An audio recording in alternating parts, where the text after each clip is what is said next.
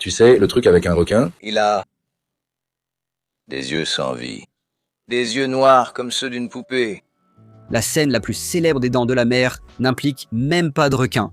Pas d'ailerons, ni de nageurs affolés, ni de musique stressante. Ce sont juste 3 hommes ivres assis dans un petit bateau exigu, racontant des histoires et comparant leurs cicatrices réelles sans vraiment reconnaître celles, figuratives, qui les lient tous ensemble. Après qu'un personnage ait raconté l'histoire de 1100 hommes tombés à l'eau dont seulement 316 ont survécu, on ressent sa peur, ses remords, sa culpabilité de survivant. Les Dents de la Mer nous montrent qu'il n'est pas nécessaire de voir les attaques sanglantes ou de se retrouver dans l'eau après coup. On peut simplement le ressentir. Et 50 ans plus tard, aucun film de requin n'a réussi à retrouver cette même sensation.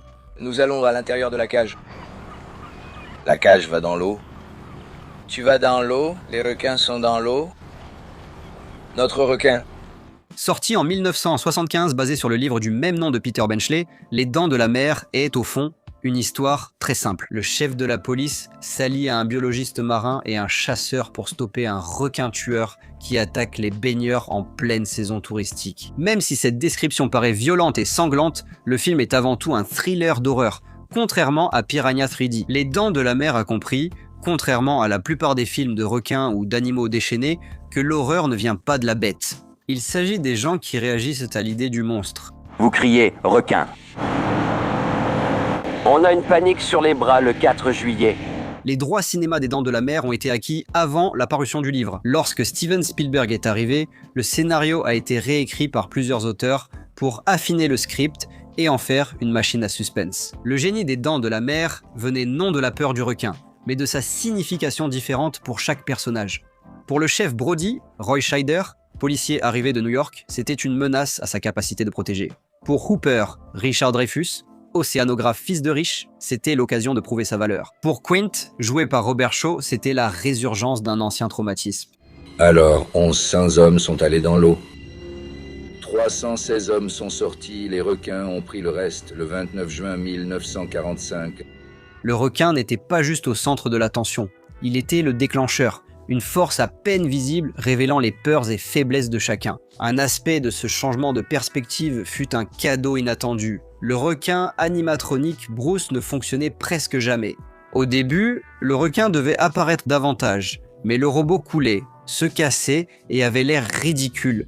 Ils ont donc choisi de ne pas le montrer entièrement. Ils l'ont suggéré par la musique et les ondulations dans l'eau, découvrant ainsi par hasard l'un des procédés narratifs les plus puissants du cinéma. Cela laissait l'imagination du public faire le travail. Moins on voyait le requin, plus il devenait puissant. Aujourd'hui, les films de requins révèlent tout dès les 10 premières secondes de la bande-annonce, reflet de l'économie du cinéma moderne. On doit tout montrer immédiatement, sans monter de tension ni patience. Les réalisateurs cherchent plus à nous faire attendre la prochaine mort qu'à nous effrayer. Pour voir l'écart avec Les Dents de la Mer, il suffit de regarder Sharknado. Ce n'est pas le pire film de requin, même s'il cherche à susciter ce débat, mais il incarne parfaitement ce qu'est devenu le film de requin moderne. Son ironie s'est muée en sincérité.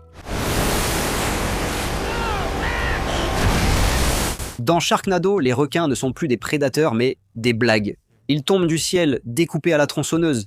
L'horreur et l'émerveillement ont disparu. Le film ne veut pas vous effrayer. Il veut que vous en parliez en ligne, notamment dans une vidéo d'analyse sur les Dents de la Mer. Il y a aussi, en eau trouble, une tentative à 130 millions de dollars de recréer les Dents de la Mer pour le frisson et les scènes de massacre. C'est regardable, ce qui est d'autant plus accablant, car c'est très creux. Pas de personnages, d'évolution, ni d'histoire humaine. Les enjeux sont superficiels. Un enfant, un chien ou un scientifique sans visage pourrait mourir. Mais le film s'en moque. Vous regardez déjà. Maintenant, dans The Meg 2, les requins s'enfoncent encore plus, ou plutôt leurs nageoires. Les requins ont des copains. Des pieuvres géantes, des dinosaures sous-marins. L'unique évolution, c'est le passage de l'horreur du requin à une cinématique PlayStation. Des pixels poursuivent d'autres pixels. Il n'y a ni tension, ni poids, ni Bruce. L'une des étranges ironies des films de requins, c'est que plus on voit le requin, moins il nous fait peur. Le monstre devient démystifié. Meurs déjà! Pourquoi tu ne veux pas mourir? Salut! Nous avons vu tous les types de films de requins, maintenant. Des requins dans des laboratoires sous-marins, des requins en pleine mer, des requins dans des tornades. Il ne reste plus grand-chose à faire avec eux, mais aucun d'eux ne peut échapper à l'attraction gravitationnelle des Dents de la Mer. Parce que les Dents de la Mer a déjà tout fait. et il l'a fait en premier. Même en matière de mauvais films de requins, Les Dents de la Mer a aussi eu droit au sien. Ces suites illustrent parfaitement ce qu'il ne faut pas faire, misant tout sur le requin et oubliant l'essentiel, Les Dents de la Mer. 2 essayent de répéter l'original point par point, mais échangent la peur contre le mélodrame. Brody crie toujours au danger, mais la tension a disparu parce qu'on a déjà vu le requin. Les Dents de la Mer 3D, c'est du pur divertissement façon parc d'attractions. L'histoire se déroule à SeaWorld, avec des effets 3D maladroits et un requin semblant en carton mouillé. Ce n'est pas du suspense, mais du spectacle. Dans Les Dents de la Mer, la revanche, le requin suit la famille Brody jusqu'aux Bahamas, rendant l'affaire personnelle. Il y a aussi la question des effets spéciaux. Dans Les Dents de la Mer, le requin, même animatronique et défectueux, était physique, avait de la masse et bougeait dans l'eau réelle. On le ressentait. Les films de requins récents utilisent surtout les images de synthèse, mais même avec la technologie actuelle, les requins numériques manquent d'impact et semblent irréels.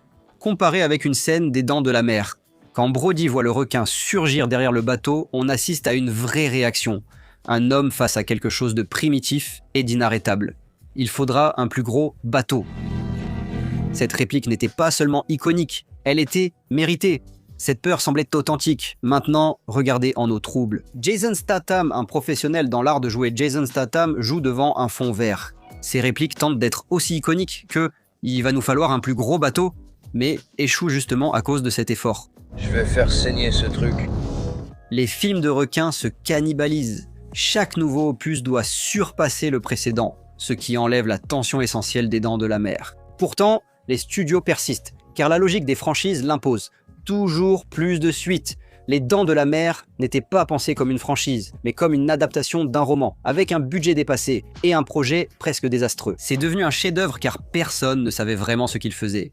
Steven Spielberg a fait des choix dictés par la nécessité et l'instinct. La dernière vraie raison pour laquelle Les Dents de la Mer dominent toujours les autres, c'est parce qu'il a compris que l'océan fait peur. Non pas à cause de ce qu'il contient, mais à cause de ce que nous ignorons qu'il contient. L'océan est une métaphore parfaite. Il est vaste, inconnaissable, indifférent. Peu lui importe ta peur ou ta survie. Les Dents de la Mer en a tiré parti, rendant la peur existentielle. Ils vont tous mourir. On s'identifie facilement à Brody. Ce n'est ni un héros d'action, ni un biologiste marin, juste un homme qui veut protéger les gens. Mais l'océan se moque de lui. La plupart des films de requins actuels se concentrent sur le monstre et le spectacle, pas sur nous. Ce n'est pas grave, c'est parfois amusant, mais cela ne dure pas. Personne ne repense à la fin de 47 Meters Down, ni ne cauchemarde sur Meg 2. En revanche, on parle toujours de la fille happée au début des Dents de la Mer. Du discours sur l'Indianapolis à l'affrontement final sur le bateau, où Brody grimpe au mât avec pour seules armes un fusil et une bouteille d'air comprimée.